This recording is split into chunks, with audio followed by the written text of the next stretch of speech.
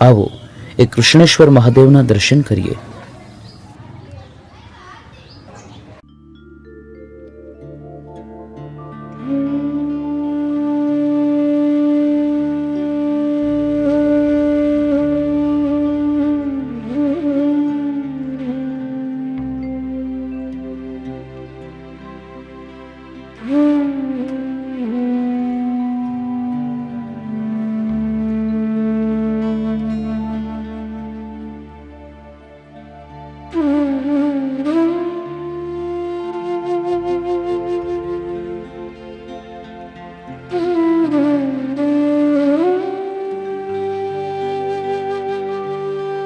આજ વાત કરવા જઈ રહ્યા છીએ એક એવી ભૂમિના સંતની, જે ભૂમિ પર સમગ્ર ભારત વર્ષનું પ્રથમ જ્યોતિર્લિંગ શ્રી સોમનાથ મહાદેવ, જેની સ્થાપના સ્વયં ચંદ્રદેવે કરી હતી, જે ભૂમિને સ્વયં ભગવાન શ્રી કૃષ્ણએ પણ પોતાના વૈકુંઠ ગમન માટે સ્વીકારી છે, જ્યાં ગિરનારના ટોચ પર શ્રી ગુરુદત્ત મહારાજ ધૂણી ધખાવીને બેઠા છે.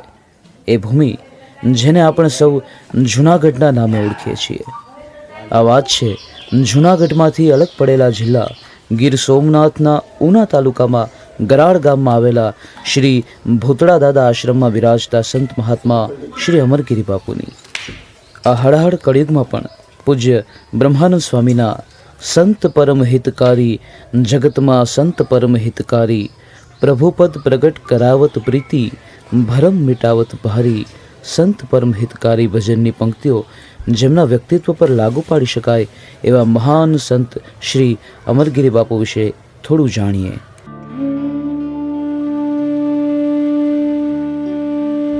ખૂબ જ નાની ઉંમરમાં પોતાના ગુરુશ્રી પાસેથી દીક્ષા લઈ અને સંસારનો ત્યાગ કરી બાપુ સંન્યાસ તરફ વળ્યા. પોતાના ગુરુજીની યાદમાં તેઓએ ગરાળ આશ્રમ ખાતે મહાદેવનું મંદિર પણ બંધાવ્યું છે.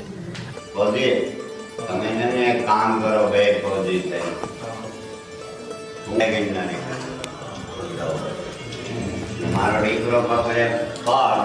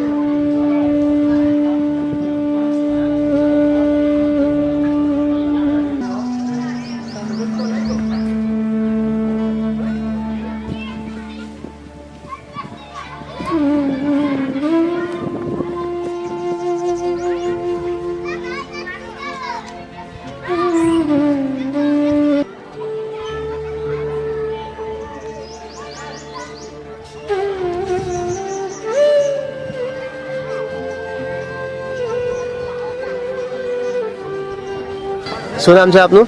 પરેશભાઈ બાબુભાઈ બાંભણિયા, ઉના નગરપાલિકા પ્રમુખ. હું ત્યાં ઘણા વર્ષોથી આવું છું, સેવા કરીએ છીએ.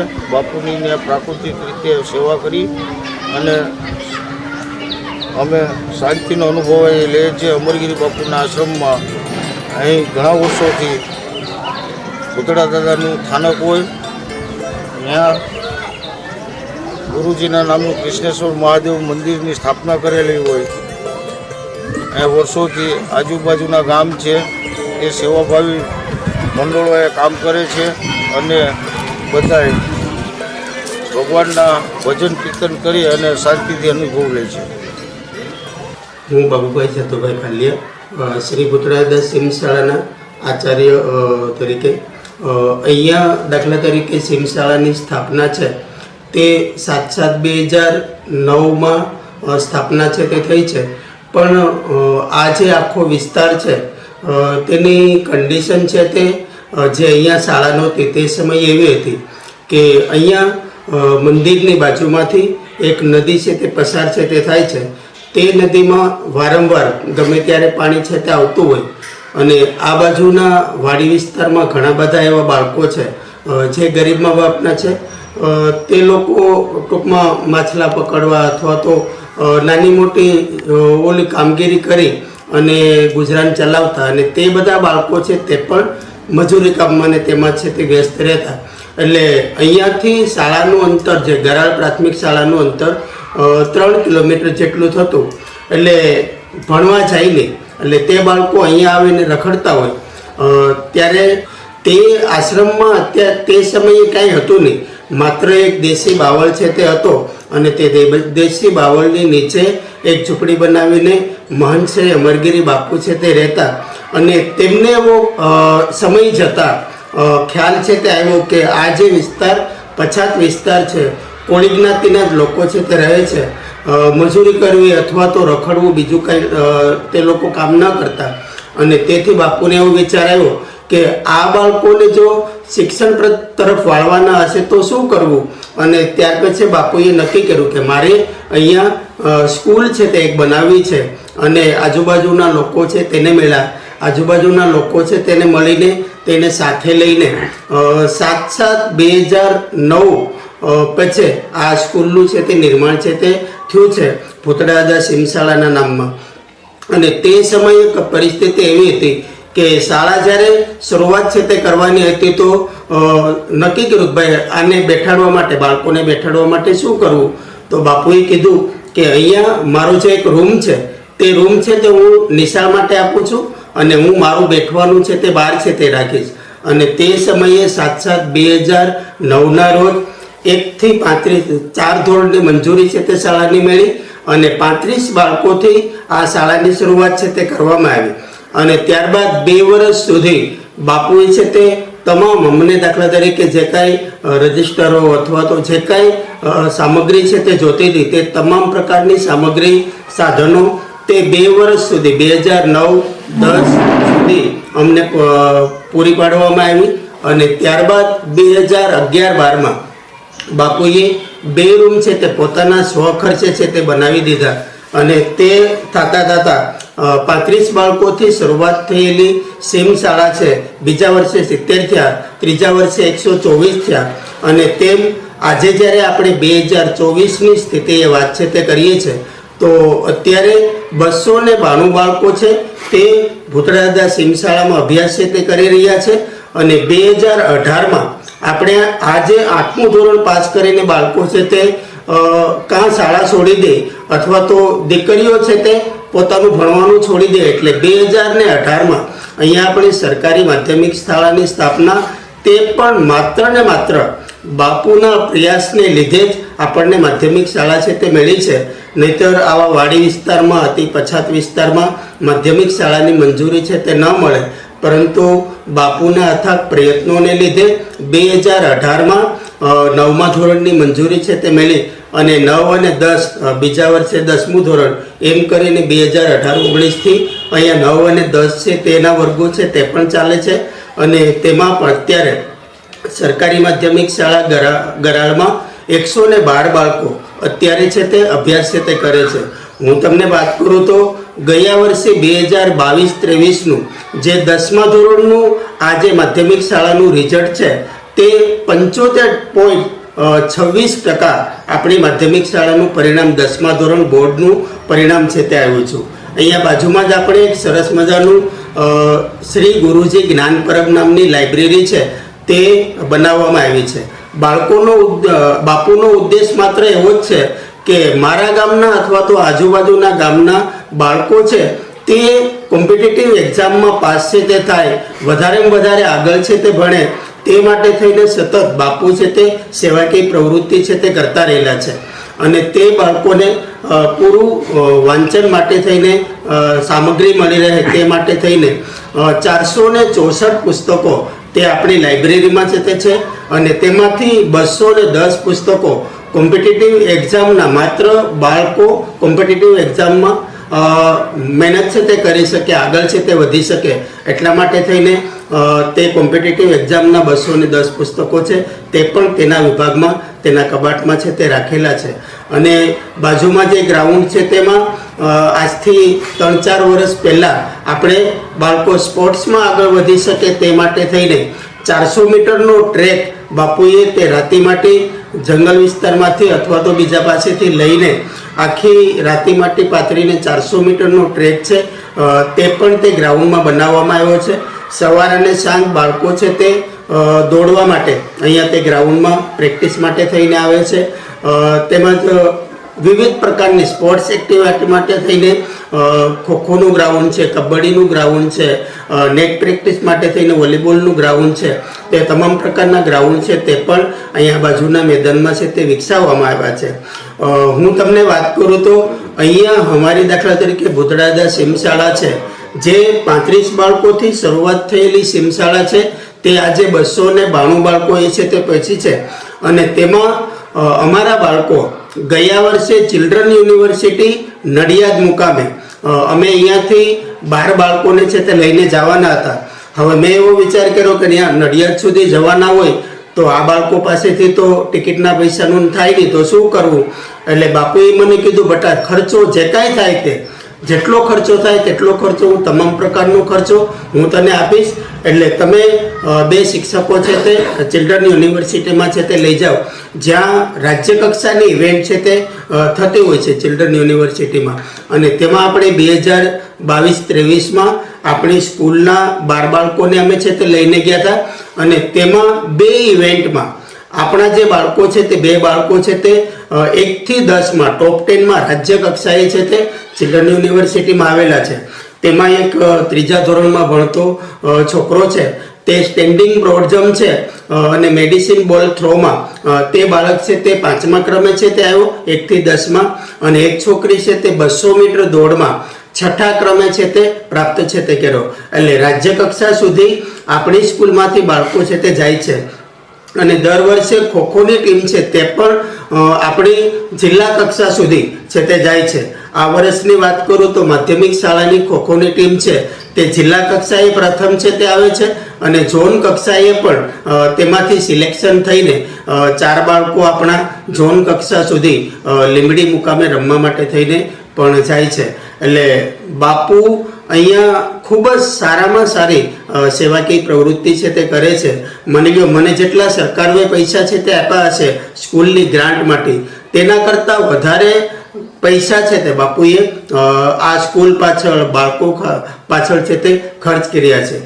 2009ની તમને ફરીવાર પાછું યાદ અપાવું છું કે 2009માં જ્યારે 35 બાળકોની શરૂઆત છે તે કરી તો તે બાળકોને બેગથી માંડીને કપડાં, બૂટ, મોજા, ટાઈ તે તમામ વસ્તુ છે તે બાપુ તરફથી છે તે દેવામાં આવી છે.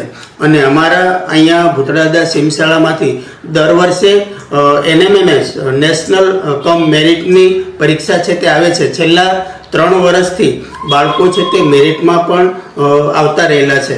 અને બાપુની દયા, કૃષ્ણેશ્વર મહાદેવની દયા અને ભૂતળાદાદાની દયાથી અમારી સ્કૂલ છે તે આજે હું એમ કહું છું કે ઉના તાલુકાના ટોપ 10માં અમારી ભૂતળાદા સ્કૂલ છે તેનું નામ છે તે અત્યારે આવે છે. એટલે ખૂબ જ સારી એવી પ્રવૃત્તિ અને બાપુના આશીર્વાદથી અહીંયા આપણને જે કૃષ્ણેશ્વર મહાદેવનું મંદિર છે તો તે મંદિરની સ્થાપના બાપુના ગુરુ શ્રી કૃષ્ણેશ્વરના નામ ઉપરથી કૃષ્ણેશ્વર મહાદેવની સ્થાપના છે તે કરવામાં આવી અને ત્યાં આપણે જે સ્ફટિકનું લિંગ છે તે કૃષ્ણેશ્વર મહાદેવમાં મૂકેલું છે તે કૃષ્ણેશ્વર મહાદેવનું સ્ફટિકનું લિંગ આખા ગુજરાતમાં ગ્રીન સ્ફટિકનું લિંગ છે તે ત્યાં મૂકવામાં છે તે આવ્યું નથી, એટલે તે શિવલિંગ છે તે આખા ગુજરાતમાં ગ્રીન સ્ફટિકનું શિવલિંગ ત્યાં આપણને જોવા છે તે નહીં મળે તેવું શિવલિંગ છે તે અહીંયા કૃષ્ણેશ્વર મહાદેવના મંદિરમાં તે મૂકવામાં આવ્યું છે. અને અતિ પછાત વિસ્તારમાં બાપુએ જ્યારે આ શરૂઆત કરી અને આજે બાળકો છે તે ઘણા બધા બાળકો સ્પોર્ટ્સમાં અને કોમ્પિટિટિવ એક્ઝામમાં આગળ છે તે વધતા રહેલા છે.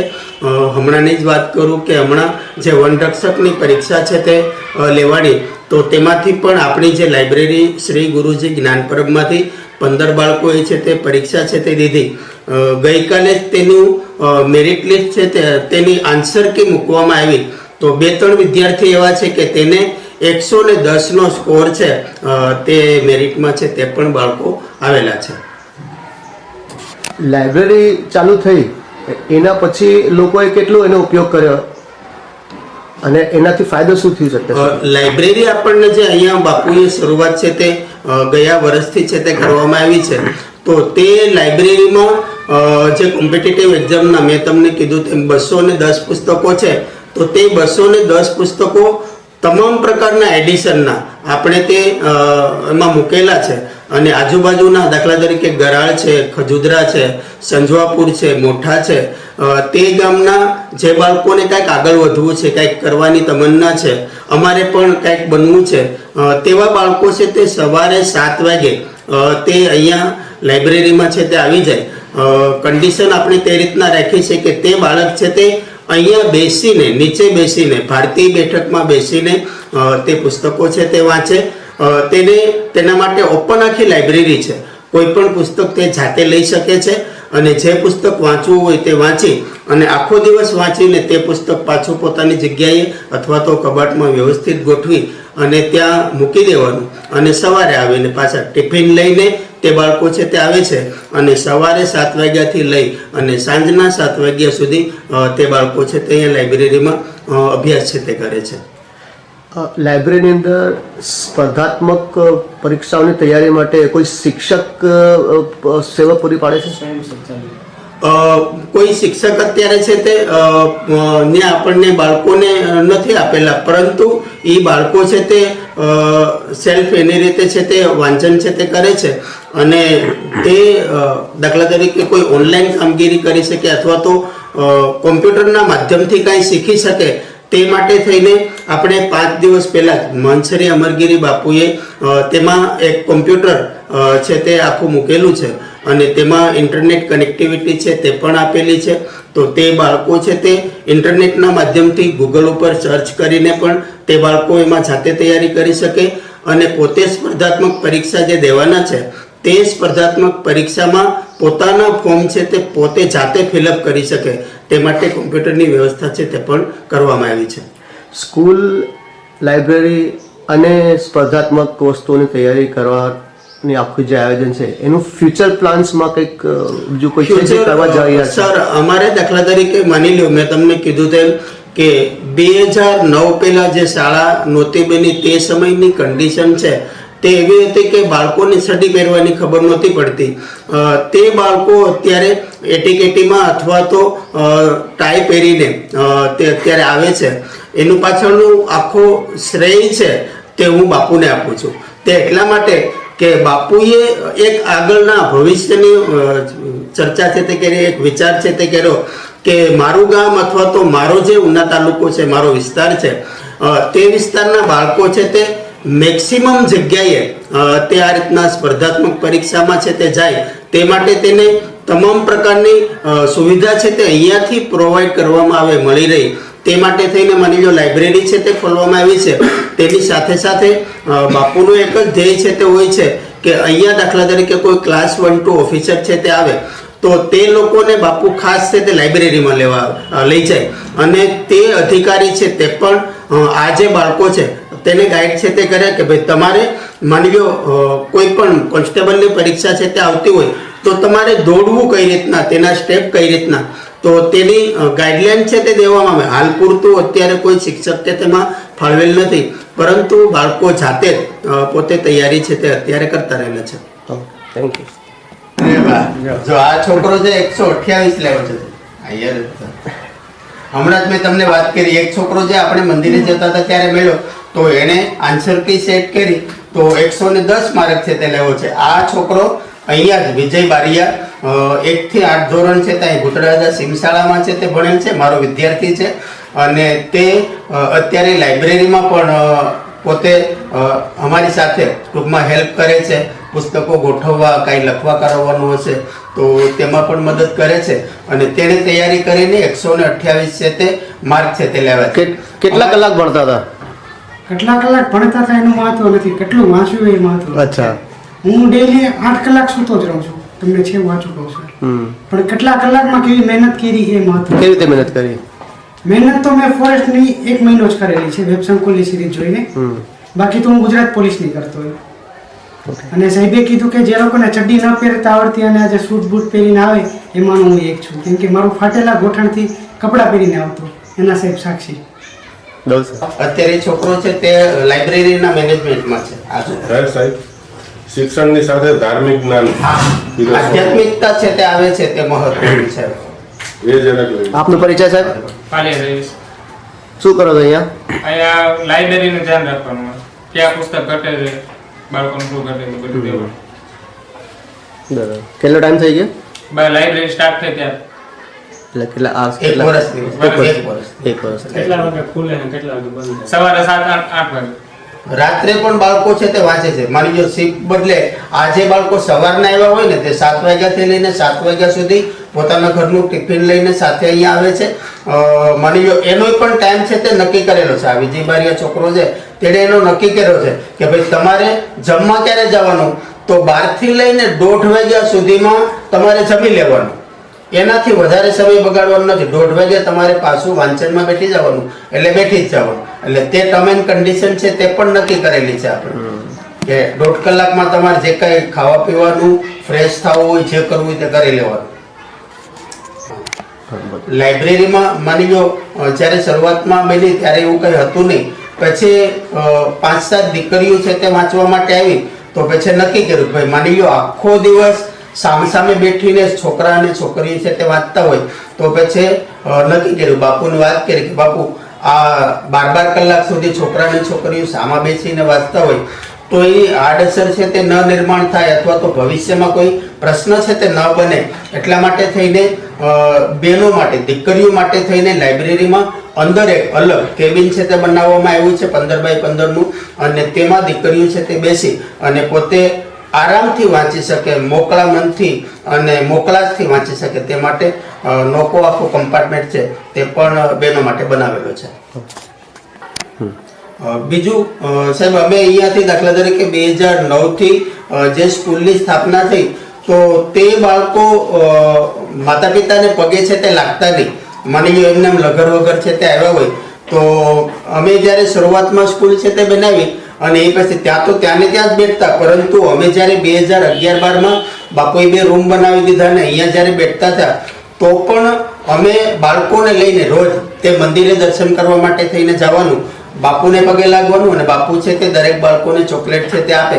હવે તે ચોકલેટ ખાલી 1 રૂપિયાની ખાઈને તેનાથી કાંઈ ઓલું નથી, પરંતુ તે બાળક છે તે મા બાપને પગે લાગતો થાય, જે વડીલો હોય તેને પ્રત્યે તેને પગે લાગતો થાય અને ખાખી જે ભગવો રંગ છે તે સાધુ પ્રત્યે તેનું સન્માન છે તે વધે, તેનામાં આધ્યાત્મિકતા છે તે આવે અને તે ધાર્મિકતા તરફ તેનું વલણ છે તે જાય. એટલા માટે થઈને પણ આ બાળકો છે તે રોજ મંદિરે દર્શન કરવા માટે જાય. એટલે અહીંયા અમારી પ્રાર્થના છે તે પૂરી થઈ જાય એટલે રોજ મંદિરે દર્શન કરવા માટે થઈને જવાનું અને મંદિરે દર્શન કરીને આવી અને પછી અમારો અભ્યાસક્રમ છે તે શરૂઆત થાય છે.